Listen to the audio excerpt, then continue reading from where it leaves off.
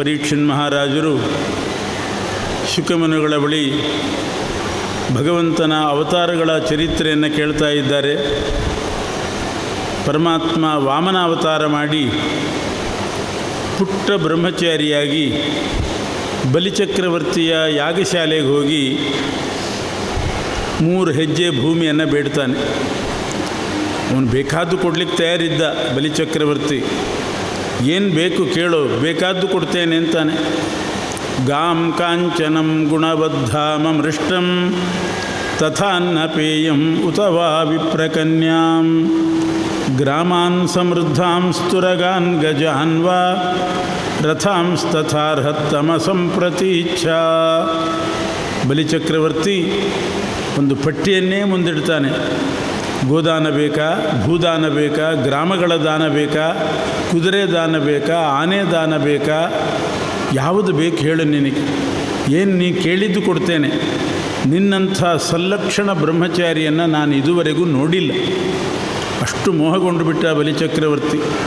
ಎಷ್ಟು ಲಕ್ಷಣವಾಗಿದ್ದಿ ನೀನು, ನಿನಗೇನು ಬೇಕಾದರೂ ಕೊಡ್ತೇನೆ ಅಂತಂದಾಗ ಆ ಬ್ರಹ್ಮಚಾರಿ ಕೇಳ್ತಾನೆ, ನೀನು ಇದನ್ನೆಲ್ಲ ತೋರಿಸಿ ನನಗೆ ಆಸೆ ಹುಟ್ಟಿಸ್ಬೇಡ, ನನಗೆ ಬೇಕಾದದ್ದು 3 ಪಾದ ಭೂಮಿ ಅಷ್ಟೇ ಸಾಕು ಅಂತ.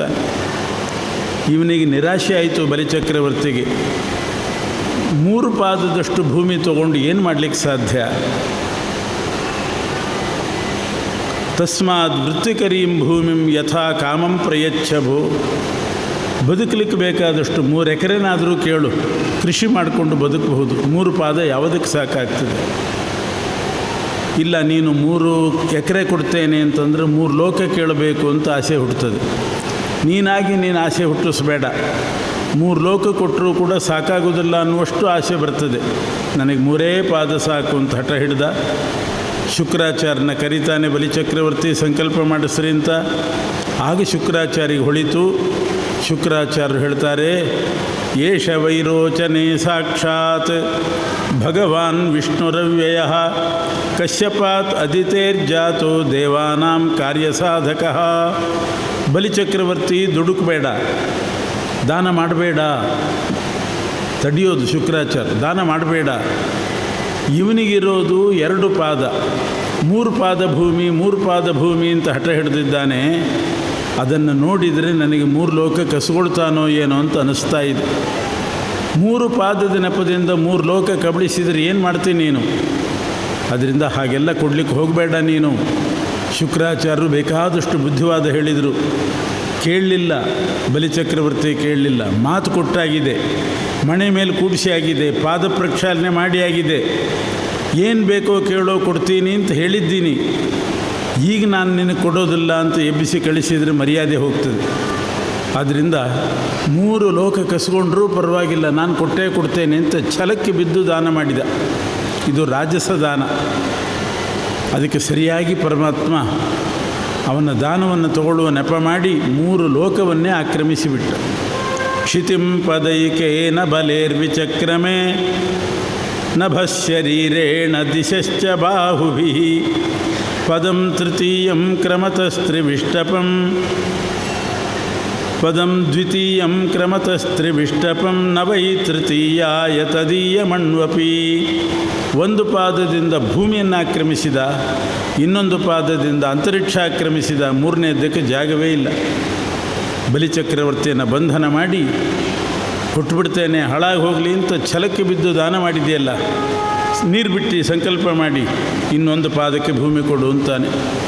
ಆಗ ಬಲಿಚಕ್ರವರ್ತಿಗೆ ಪರಮಾತ್ಮನ ಮಹಿಮೆ ಅರ್ಥ ಆಯಿತು. ಇವನು ಸಾಧಾರಣನಲ್ಲ, ಇವನು ಮಹಾಪುರುಷ ಅಂತ ತಿಳ್ಕೊಂಡು ಶಿರಬಾಗಿ ಬಲಿಚಕ್ರವರ್ತಿ ತಲೆಬಾಗಿ ವಿನೀತನಾಗಿ ವಿನಯದಿಂದ, ನಾನು ಮಾತು ಕೊಟ್ಟಿದ್ದೇನೆ, 1 ಪಾದದಿಂದ ಭೂಮಿ ಅಳೆದಿದ್ದಿ, ಇನ್ನೊಂದು ಪಾದದಿಂದ ಅಂತರಿಕ್ಷ ಲೋಕವನ್ನು ಅಳೆದಿದ್ದಿ, 3ನೇ ಪಾದಕ್ಕೆ ಜಾಗ ಇಲ್ಲ ಅಂತ ಆಗೋದು ಬೇಡ, ನನ್ನ ತಲೆ ಮೇಲಿಡು ಅಂತ ತಲೆ ಬಗ್ಗಿಸಿದ. ಬಲಿಚಕ್ರವರ್ತಿ ತಲೆ ಬಗ್ಗಿಸಿದಾಗ ವಾಮನ ರೂಪಿಯಾದ ಪರಮಾತ್ಮ ತ್ರಿವಿಕ್ರಮನಾಗಿ ಬೆಳೆದವನು ಆ ಬಲಿಚಕ್ರವರ್ತಿಯ ತಲೆ ಮೇಲೆ ಕಾಲು ಊರಿ, ಈಗ ನೀನು ತಲೆ ಬಗ್ಗಿಸಿ ದಾನ ಮಾಡಿದ್ದರಿಂದ ನಿನ್ನ ದಾನ ಪರಿಪೂರ್ಣ ಆಯಿತು ಅಂತ ಹೇಳಿದೆ. ದಾನ ಪರಿಪೂರ್ಣ ಆಗಬೇಕಾದರೆ ಶಿರಬಾಗಿ ದಾನ ಮಾಡಬೇಕು. ತಲೆ ನೆಟ್ಟಿಗೆ ಮಾಡಿ ದಾನ ಮಾಡಿದರೆ ಅದು ದಾನ ಆಗೋದಿಲ್ಲ, ಭಿಕ್ಷೆ ಹಾಕಿದ ಹಾಗಾಗುತ್ತೆ. ಅದನ್ನು ತೋರಿಸಿದ ಪರಮಾತ್ಮ ತ್ರಿವಿಕ್ರಮನಾಗಿ ಬಲಿಚಕ್ರವರ್ತಿಯ ತಲೆ ಬಗ್ಗು ಹಾಗೆ ಮಾಡಿ ಅವನಿಂದ 3 ಲೋಕ ಇಸ್ಕೊಂಡು ಅದನ್ನು ದೇವೇಂದ್ರನಿಗೆ ಕೊಡ್ತಾನೆ. ಆದರೆ ಬಲಿಚಕ್ರವರ್ತಿಗೆ ಹೇಳಿದ, ನೀನು ಬೇಜಾರು ಮಾಡ್ಕೋಬೇಡ, ನಿನ್ನ ಅಧೀನದಲ್ಲಿರ್ತಕ್ಕಂಥ 3 ಲೋಕವನ್ನು ನಾನು ಇಸ್ಕೊಂಡು ಇಂದ್ರನಿಗೆ ಕೊಟ್ಟೆ ಅಂತ ನೀನು ಬೇಜಾರು ಮಾಡ್ಕೋಬೇಡ. ಭೂಮಿಯ ಕೆಳಗಡೆ ಸುತಲ ಲೋಕ ಅಂತ ಒಂದು ಲೋಕ ಇದೆ, ಆ ಸುತಲ ಲೋಕ ಪೂರ್ತಿ ನಿನಗೇ ಕೊಡ್ತೇನೆ. ಅಲ್ಲಿ ಸ್ವರ್ಗದಲ್ಲಿರುವಷ್ಟು ಸಂಪತ್ತನ್ನು ಸೃಷ್ಟಿ ಮಾಡಿ ಕೊಡ್ತೇನೆ. ಅಷ್ಟೇ ಅಲ್ಲ, ಇದೇ ತ್ರಿವಿಕ್ರಮ ರೂಪದಿಂದ ಕೈಯಲ್ಲಿ ಗದೆ ಹಿಡ್ಕೊಂಡು ನಿನ್ನ ಮನೆ ಬಾಗಿಲು ಕಾಯ್ತೇನೆ ಅಂತ ಹೇಳಿದ ಪರಮಾತ್ಮ. ಇಂದ್ರಾರಾತಿಯ ಬಾಗಿಲ ಕಾಯ್ದ ಅಂತಾರೆ ದಾಸರು. ಯಾಕೆಂದರೆ ಬಲಿಚಕ್ರವರ್ತಿ ನಿನಗೆ ಭೂಮಿಯ ಕೆಳಗಡೆ ಸುತ್ತಲ ಲೋಕ ಕೊಡ್ತೇನೆ, ಸ್ವರ್ಗದ ಸಂಪತ್ತು ಸೃಷ್ಟಿ ಮಾಡ್ತೇನೆ. ಯಾರಾದರೂ ಕೊಳ್ಳೆ ಹೊಡೆದ್ರೆ, ಯಾರಾದರೂ ದೋಚಿಕೊಂಡು ಹೋದರೆ ಕೊಡುವವನು ನಾನೇ, ರಕ್ಷಣೆ ಮಾಡುವವನು ನಾನೇ. ಅದರಿಂದ ನೀನು ಯೋಚನೆ ಮಾಡಬೇಡ, ಸುತಲ ಲೋಕಕ್ಕೆ ಹೋಗು. ಪ್ರತಿನಿತ್ಯ ನಾನು ಒಂದು ಕ್ಷಣವೂ ಕೂಡ ಬಿಡದೆ ನಿನ್ನ ಮನೆ ಬಾಗಿಲು ಕಾಯ್ತಾ ಇರ್ತೀನಿ, ಯಾರೂ ನಿನ್ನ ಸಂಪತ್ತನ್ನು ಕೊಳ್ಳೆ ಹೊಡೆದಿರಬಾರ್ದು, ಆ ರೀತಿ ನೋಡ್ಕೊಳ್ತೇನೆ ಅಂತ ಹೇಳಿ ಪರಮಾನುಗ್ರಹ ಮಾಡಿದ ಪರಮಾತ್ಮ ವಾಮನ ತ್ರಿವಿಕ್ರಮ ರೂಪದಿಂದ ಬಲಿಚಕ್ರವರ್ತಿಗೆ ಇಷ್ಟು ಅನುಗ್ರಹ ಮಾಡಿದ್ದಾನೆ. ಆಮೇಲೆ ಮತ್ಸ್ಯಾವತಾರದ ಚರಿತ್ರೆಯನ್ನು ಶುಕಾಚಾರ್ಯ ಹೇಳ್ತಾರೆ. ಪರೀಕ್ಷನ್ ಮಹಾರಾಜ ತಾನೇ ಕೇಳಿದ, ಪರಮಾತ್ಮ ಮೀನಾಗಿ ಅವತಾರ ಮಾಡಿದ, ಯಾಕೆ ಮೀನಾಗಿ ಹುಟ್ಟೋದು, ಬೇರೆ ಬೇರೆ ಜಂತುಗಳು ಪ್ರಾಣಿಗಳಾಗಿ ಹುಟ್ಟೋದು ಅವರವರ ಕರ್ಮದಿಂದ.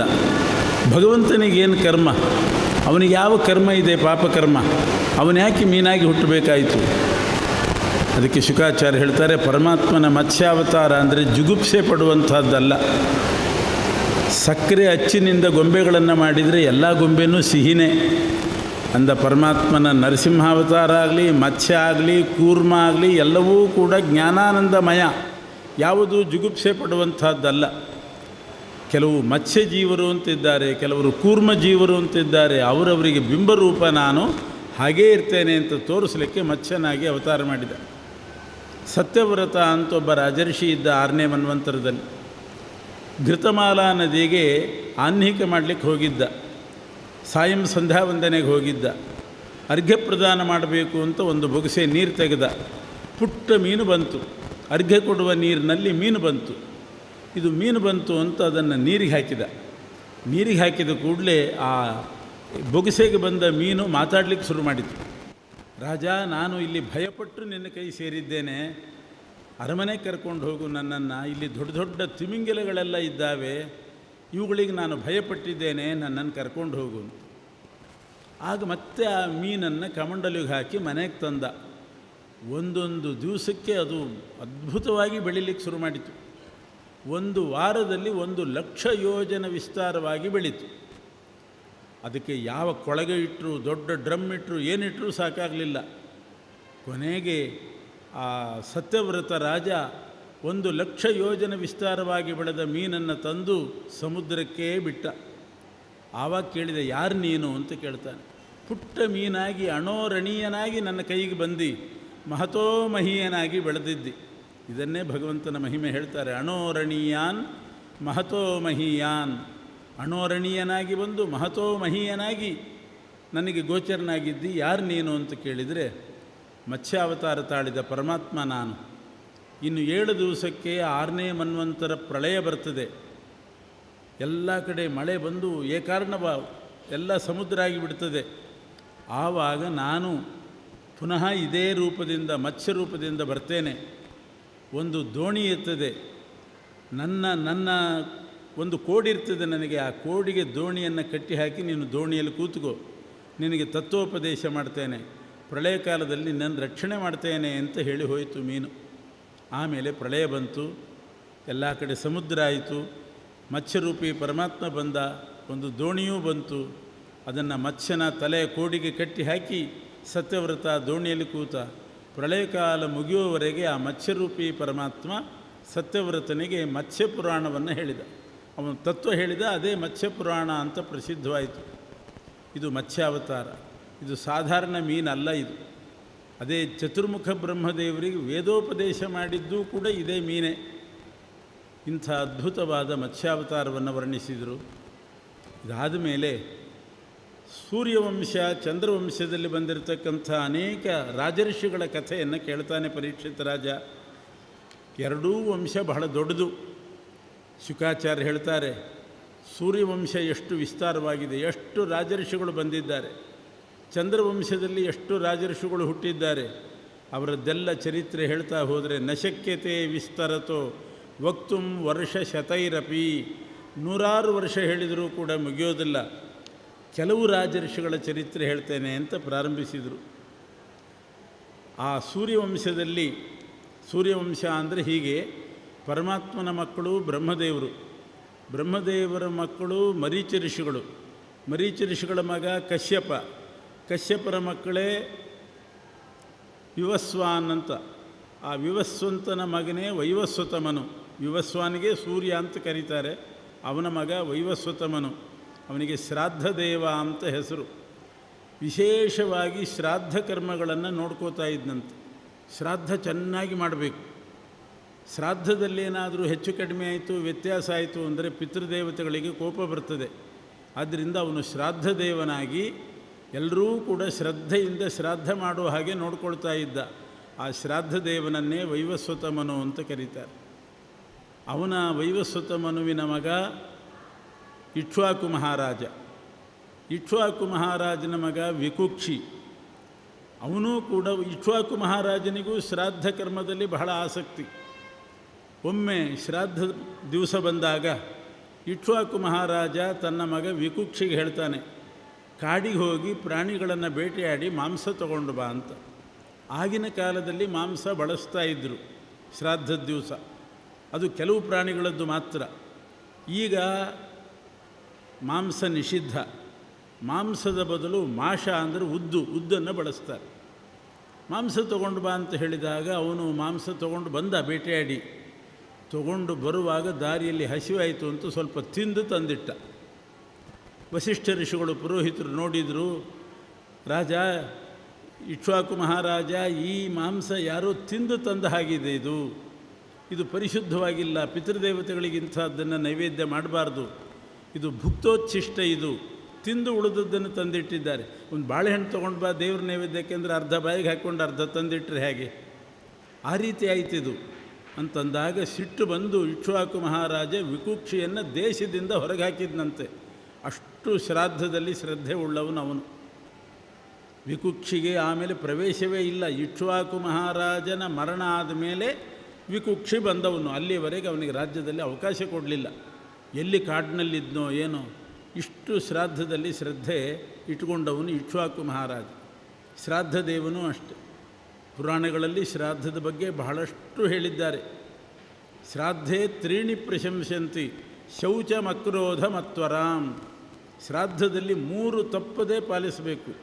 ಒಂದು ಶೌಚ, ನಿವೇದನೆ ಮಾಡುವ ಪದಾರ್ಥವಾಗಲಿ, ಕರ್ತೃಗಳಾಗಲಿ, ಶ್ರಾದ್ದ ಮಾಡುವವರಾಗಲಿ, ಬಂದಿರುವ ಬ್ರಾಹ್ಮಣರಾಗಲಿ ಬಹಳ ಶುದ್ಧವಾಗಿರಬೇಕು. ಶ್ರಾದ್ದಕ್ಕೆ ಆಮಂತ್ರಣ ತೊಗೊಂಡ ಮೇಲೆ 2 ಊಟ ಮಾಡಬಾರ್ದು ಅಂತ ನಿಯಮ. ಆಮಂತ್ರಣ ತೊಗೊಂಡ ಮೇಲೆ ಒಂದೇ ಊಟ ಮಾಡ್ಕೊಂಡಿರಬೇಕು. ಯಾರನ್ನಾದರೂ ಉಪವಾಸ ಹಾಕಬೇಕು ಅಂತಿದ್ರೆ 1 ತಿಂಗಳು ಮುಂಚೆನೇ ಆಮಂತ್ರಣ ಕೊಟ್ಟುಬಿಡ್ಬೇಕು. 1 ತಿಂಗಳಾದಮೇಲೆ ನಮ್ಮ ಮನೇಲಿ ಶ್ರಾದ್ದ ಇದೆ ಬನ್ನಿ ಅಂದರೆ 1 ತಿಂಗಳು ಅವರು ಉಪವಾಸವೇ. ಹಾಗೆ ನಿಯಮ ಇದೆ, ಅದು ಶ್ರಾದ್ದದ ನಿಯಮ. ಶೌಚಂ. ಇವನು ವಿಕುಕ್ಷಿ ಶ್ರಾದ್ದಕ್ಕೆ ನಿವೇದನೆ ಮಾಡಲಿಕ್ಕೆ ತಂದಾಗ ತಿಂದು ತಂದಿಟ್ಟ. ಆದ್ದರಿಂದ ಇಕ್ಷ್ವಾಕು ಮಹಾರಾಜ ಅವನನ್ನು ಹೊರಗೆ ಹಾಕಿದ. ಶೌಚಂ ಅಕ್ರೋಧಂ. ಕೋಪ ಮಾಡಬಾರ್ದು. ಶ್ರಾದ್ದದ ದಿವಸ ಬ್ರಾಹ್ಮಣರು ಪುರೋಹಿತರು ಕೋಪ ಮಾಡಬಾರ್ದು. ಯಜಮಾನನಿಗೆ ಅಭ್ಯಾಸ ಇರೋದಿಲ್ಲ, ಎಡಕ್ಕೆ ಹಾಕ್ಕೊಳ್ಳಿ ಬಲಕ್ಕೆ ಹಾಕ್ಕೊಳ್ಳಿ ಅಂತ ಇರ್ತಾರೆ. ಇದು ಹೆಚ್ಚು ಕಡಿಮೆ ಆಗ್ತದೆ. ಇವರು ಸಿಟ್ಟಾಗಿ ಬೈದು ಬಿಡಬಾರ್ದು. ಬೈತು ಕೋಪ ಬಂತು ಅಂತಂದರೆ ಶ್ರಾದ್ದಘಾತ. ಒಂದು ಕಡೆ ಹಾಗೆ ಆಯಿತು. ಒಬ್ಬರು ಶ್ರಾದ್ದ ಮಾಡ್ತಿದ್ರಂತೆ, ಪುರೋಹಿತರು ರೇಗ್ಲಿಕ್ಕೆ ಶುರು ಮಾಡಿದರು. ಅವರಿಗೆ ಅಭ್ಯಾಸ ಇಲ್ಲ, ಮೊದಲನೇ ಶ್ರಾದ್ದ ಮಾಡ್ತಾ ಇದ್ದಾರೆ. ಪುರೋಹಿತರು ರೇಗ್ಲಿಕ್ಕೆ ಶುರು ಮಾಡಿದರು. ಕೊನೆಗೆ ಯಜಮಾನ ಹೇಳಿದಂತೆ, ನಮ್ಮಪ್ಪ ಸತ್ತದ್ದಿದೆ ಫಸ್ಟ್ ಟೈಮು, ಅದರಿಂದ ಸ್ವಲ್ಪ ನಿಧಾನವಾಗಿ ಹೇಳಿ ಬೈಬೇಡಿ ಎಂದ. 2-3 ಸಲ ಸತ್ತರೆ ಅಭ್ಯಾಸ ಇರ್ತದೆ, ಮೊದಲನೇ ಸಲ ಸತ್ತಿದ್ದಾನೆ, ನೀವಿಷ್ಟು ಬೈದರೆ ಹೇಗೆ ಅಂತ. ಆ ರೀತಿ ಅಕ್ರೋಧಂ, ಕೋಪ ಬರ್ಕೊಡು.